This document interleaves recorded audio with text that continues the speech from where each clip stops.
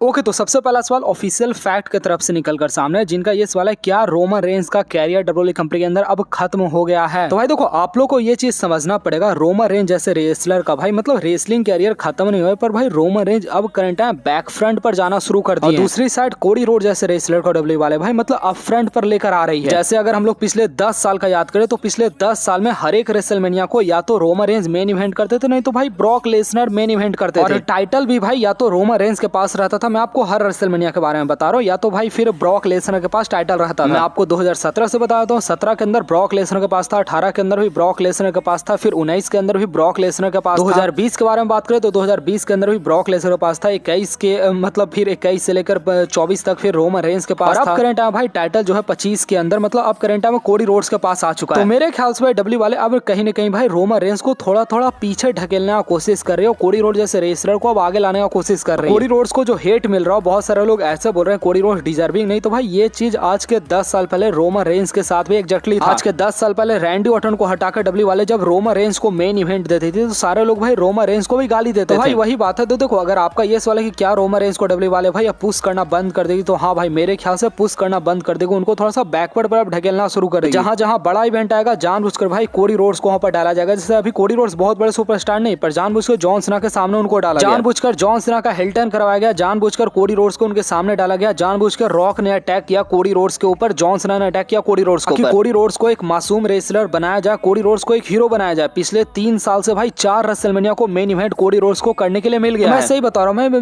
मतलब मैं झूठ नहीं बोल रहा हूँ भाई। कोडी रोड्स अगर थोड़ा सा बेटर रेसलर निकल जाए ना तो ये रोमन रेंज के 10 रेसलमेनिया को भी सरपास कर जाएगा। तो देखो, मैं बहुत ज्यादा छेड़ नहीं रहा हूँ इस टॉपिक को, पर आप लोग को ये समझ में आ गया होगा अब फाइनली टाइम आ चुका है रोमन रेंज को थोड़ा सा पीछे करने का, कोडी रोड्स को थोड़ा सा आगे करने का। डब्ल्यू वाले मेरे ख्याल से अब हमेशा यही करने वाली है। बाकी देन इसको नेक्स्ट सवाल भाई ऑफिशियल की तरफ से निकल कर सामने है, जिनका ये सवाल है क्या रोमन रेंज की तरह सोलो सिकागो का भी रेसलिंग कैरियर अब करंट में खत्म हो गया है। तो देखो, सबसे पहले डब्ल्यू वाले भाई सोलो सिकागो को ही बड़ा स्टार बनाना चाहती थी। सोलो सिकागो का डेब्यू भाई रोमन रेंज के साथ हुआ था, रोमन रेंज के ब्लड लाइन के अंदर आकर ज्वाइन हुए। सोलो सिकागो एक बहुत अच्छा रेसलर माना जाता था, पर भाई सोलो सिकागो को ज्यादा ही हेट ऑडियंस की तरफ से मिल गया। मेरे ख्याल से सोलो सिकागो का रेसलिंग कैरियर खत्म करने के पीछे कहीं ना कहीं भाई बहुत बड़ा हाथ जेक्का फाटू का भी है। देखो, रोमन रेंज के साथ भाई ब्लड लाइन के सारे मेंबर ने धोखा दिया, तो सोलो सिकागो ने पर धोखा दिया, तो भाई सोलो सिकागो को ज्यादा ही हेट मिल गया। तो सैमी जेन ने भी दिया था, जे उसो ने भी दिया था, जिमी उसो ने दिया था, पर भाई सोलो सिकागो को ज्यादा ही हेट मिल गया। ऊपर से भाई जो जेक्का फाटू है ना, जेक्का फाटू का एग्रेशन इतना खतरनाक था कि भाई लोग जेक्का फाटू को पसंद करना शुरू कर दिए। मेरे ख्याल से भाई यहाँ पर ट्रिपल एच का मतलब माइंड का बुद्धि जग गया कि भाई अब वो करंट में सोलो सिकागो को पुश नहीं करेंगे, वो जेक्का फाटू को ज्यादा पुश करेंगे। डब्ल्यू वाले भाई तब से लेकर अब तक भाई जेक्का फाटू को पुश करने में लगा दिए। मतलब भाई लिटरली भाई 350 दिन हो चुका है, जेक्का फाटू अभी तक एक सिंगल मैच के अंदर वो पिन नहीं हुआ। तो ये बंदा भाई पूरे रेसलिंग हिस्ट्री का टॉप 4 ऐसा रेसलर बन चुका है जिसका अनडिफिटेड करंट में रेन चल रहा है। गोल्डबर का रेन तो आपको याद होगा, तो गोल्डबर जैसा इनका रेन है। गोल्डबर तो भाई हर वीक मैच रेसल करते थे, पर हाँ ये अभी तक एक ही मैच हारे नहीं। अगर आप लोगों ने लिस्ट नहीं देखा तो भाई आप लोग देख सकते हैं, टॉप 4 पर यहाँ पर मतलब जेक्का फाटू का नाम आता है। मुद्दे की बात पर आए तो हाँ भाई आपका सवाल सही है। मेरे ख्याल से डब्ल्यू वाले भाई अब जेक्का फाटू को ज्यादा पुश करे सोलो सिकागो के कंपैरिजन में। सोलो सिकागो का रेसलिंग कैरियर खत्म तो नहीं हुआ, पर मेरे ख्याल से डब्ल्यू वाले भाई ज्यादा वैल्यू यहाँ पर दे रही है मतलब जेक्का फाटू को। ये बात को मैं मानता हूँ, समझो ना भाई। सोलो सिकागो पिछले 3 साल से घसीट रहे हैं, डब्ल्यू वाले उनको रेसलमेनिया के अंदर एक ही मैच नहीं दी, और जेक्का फाटू को 1 साल के अंदर टाइटल मैच मिल गया रेसलमेनिया के अंदर। मुझे पूरा भरोसा भाई इसके बाद भी सोलो सिकागो का कचड़ा किया जाएगा। रेसलमेनिया 41 के अंदर 100% भाई जेक्का फाटू चैंपियन बनने वाला। जेक्का फाटू चैंपियन बनेंगे तो सोलो सिकागो उनको बिट्रेल करेंगे। यहाँ पर भाई ऑडियंस सारे लोग जेक्का फाटू के लिए पागल हो जाएंगे, और यहाँ पर एक और फिर से विलेन बन जाएंगे सोलो सिकागो। फिर जेक्का फाटू का अलग ब्लड लाइन, सोलो सिकागो का अलग ब्लड लाइन, मतलब ये दोनों के बीच में blood line versus blood line का एक और फिर से वार शुरू होगा। तो सोलो सिकागो के लिए भाई आप लोग थोड़ा सा बुरा मान सकते हो। हाँ भाई सोलो सिकागो को डब्ल्यू वाले मेरे ख्याल से जेक्का फाटू इतना वैल्यू नहीं देगी। भाई सोलो सिकागो थोड़ा सा चोमू जैसे दिखते हैं भाई, इनका हाइट वगैरह थोड़ा सा कम है, उतना एग्रेसिव नहीं दिखते हैं मेरे ख्याल से। मैं कोई मजाक नहीं उड़ा रहा हूँ, पर थोड़ा सा भाई कहीं ना कहीं डिसएडवांटेज है। जो हीरो रहता है भाई थोड़ा सा स्मार्ट रहता है। बाकी देन इसका नेक्स्ट सवाल गौरव की तरफ से निकल कर सामने है, जिनका ये सवाल है रेसलमेनिया के बाद रोमन रेंज और कोडी रोड्स का आखिर क्या प्लान होने वाला है। तो देखो, रोमन रेंज के बारे में आपको बताऊं तो मेरे ख्याल से भाई दैट्स इनफ। मेरे ख्याल से अब करंट में रोमन रेंज और पॉल हेमन एक साथ रहने नहीं वाले, और उसके पीछे का रीजन है भाई अब करंट में ऐसा कोई ऐसा चीज है ही नहीं भाई। आखिर क्यों पॉल हेमन रोमन रेंज के साथ रहे? रोमन रेंज को डबल चैंपियन बनना था, रोमन रेंज को पूरा ब्लड लाइन बनाना था, रोमन रेंज को रेसलमेनिया को मेन इवेंट करना था, ब्रॉक लेसनर को हराना था। रोमन रेंज ऑलरेडी अपने कैरियर के प्राइम पर पहुंच चुके हैं, तो अब भाई रोमन रेंज का ढलान आना शुरू हो चुका है। तो भाई पॉल हेमन आखिर क्यों रोमन रेंज के साथ रहेंगे? देखो, रेसलमेनिया 41 के बाद भाई 100% कंफर्म है पॉल हेमन भाई रोमन रेंज को छोड़ने वाले। मेरे पास अभी एक स्टैटिक्स भी आया था, आप लोग इसको चेक करो कि मतलब भाई पॉल हेमन को लोग आखिर किसके साथ देखना चाहते हैं। तो सबसे ज्यादा लोग भाई यहाँ पर सेथ रॉलिंस को ऊपर वोटिंग दिया, सबसे कम लोग यहाँ पर सिर्फ 10% लोग यहाँ पर रोमन रेंज के ऊपर वोटिंग। तो भाई देखो रोमन रेंज और पॉल हेमन रेसलमेनिया 41 में अलग होने वाले, उसके बाद रोमन रेंज भाई अपने घर जाने वाले हैं। अब रोमन रेंज घर जाकर समर स्लैम के अंदर जब वापस आएंगे तो उसके बाद देखते हैं इनका स्टोरी किसके साथ चलता है। इनका स्टोरी रॉक के साथ भी चल सकता है, पॉल हेमन के साथ अगेन स्टार्ट हो सकता है, फिर ऐसा समझो कि भाई पॉल हेमन उस टाइम पर सीएम पंक को ज्वाइन कर ले तो रोमन रेंज का स्टोरी उस टाइम पर सीएम पंक के साथ स्टार्ट हो सकता है, सेथ रॉलिंस के साथ स्टार्ट हो सकता है। तो मेरे ख्याल से भाई ये चीज कंफर्म है कि भाई पॉल हेमन रोमन रेंज को छोड़ने वाले हैं। रोमन रेंज का जो भी प्लान होगा आपको रेसलमेनिया 41 के बाद ही आपको देखने को मिलेगा। रेसलमेनिया 41 के बाद समर स्लैम जाएगा, वहां पर आपको देखने को मिलेगा। बाकी कोडी रोड्स के बारे में बात करें तो भाई कोडी रोड्स के ऊपर एक पूरा डिबेट हो सकता है कि भाई कोडी रोड्स का क्या नेक्स्ट प्लान हो सकता है। देखो कोडी रोड्स के साथ भाई दो कंडीशन है, तो कोडी रोड्स भाई टाइटल हार सकते हैं या फिर भाई कोडी रोड्स टाइटल को रिटेन कर सकते हैं। कोडी रोड्स अगर जॉन सीना से टाइटल हारते हैं तो उसका स्टोरी बिल्कुल डिफरेंट होगा। कोडी रोड्स अगर जॉन सीना से विन करते हैं तो भाई स्टोरी बिल्कुल डिफरेंट होगा। तो मेरे ख्याल से भाई कोडी रोड्स का स्टोरी जानने के लिए आप लोग को मेरे ख्याल से रेसलमेनिया 41 तक वेट करना होगा, क्योंकि भाई जैसे मतलब कौन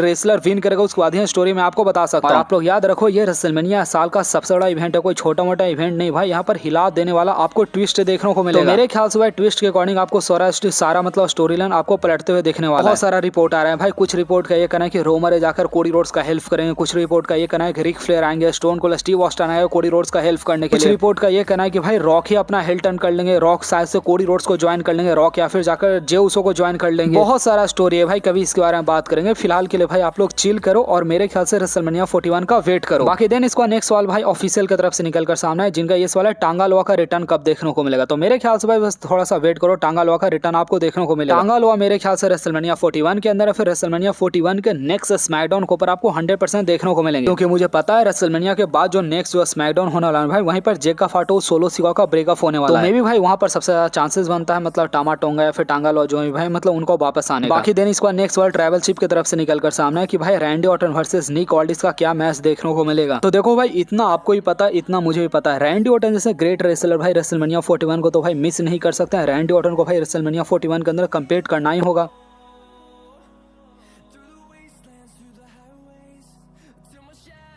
ऊपर से भाई रैंडी ऑर्टन जो है निक ऑल्डिस के ऊपर अपना आरक्यू लगा दिए। निक ऑल्डिस वो मतलब एक्चुअली भाई रेसलर आज के कुछ साल पहले तो वो मैच भी रेसल करते रहे। ऊपर से भाई यह है कि रेसलमेनिया जहां भाई एक दो मैच एंटरटेनमेंट के लिए होना चाहिए, भाई एक दो मैच एंटरटेनमेंट के लिए डब्ल्यू वाले करवाते ही हैं। तो मेरे ख्याल से भाई एज फॉर एंटरटेनमेंट आपको रैंडी ऑर्टन वर्सेस निक ऑल्डिस से बेटर मैच आपको कोई दिखता है? मेरे ख्याल से भाई रेसलमेनिया 41 के अंदर इससे बेहतर मैच कोई है ही नहीं। डब्ल्यू वाले भाई इस वाले मैच को 100% बुक करने वाले। रेसलमेनिया वो इवेंट होता है जहां डब्ल्यू वाले भाई कुछ भी चीज को छुपाती नहीं है, मतलब यहाँ पर भाई वो मैच इस मैच को मतलब करवाएगी। बाकी भाई बहुत सारे लोगों ये सवाल था कि क्या हम कोई जुगाड़ से भाई हम लोग डब्ल्यूडब्ल्यूई देख सकते हैं, क्योंकि भाई नेटफ्लिक्स के ऊपर अब करंट टाइम में आ रहा है। तो भाई जिन भी लोग हैं जिन लोगों को फ्री में डब्ल्यूडब्ल्यूई देखना है भाई तो आज इंस्टाग्राम के ऊपर आ जाना। मैं एक स्टोरी डाल दूंगा इंस्टाग्राम के ऊपर, मैं अच्छा से डाल दूंगा, ठीक है। सारे लोग इंस्टाग्राम के ऊपर आकर मेरे को फॉलो कर लेना। मैं जैसे देखता हूँ भाई मैं आपको पूरा स्टोरी बता दूंगा, आप लोग ऐसे देख सकते हो। साथ ही भाई इस चैनल को सब्सक्राइब करके वीडियो को लाइक करना मत भूलिएगा।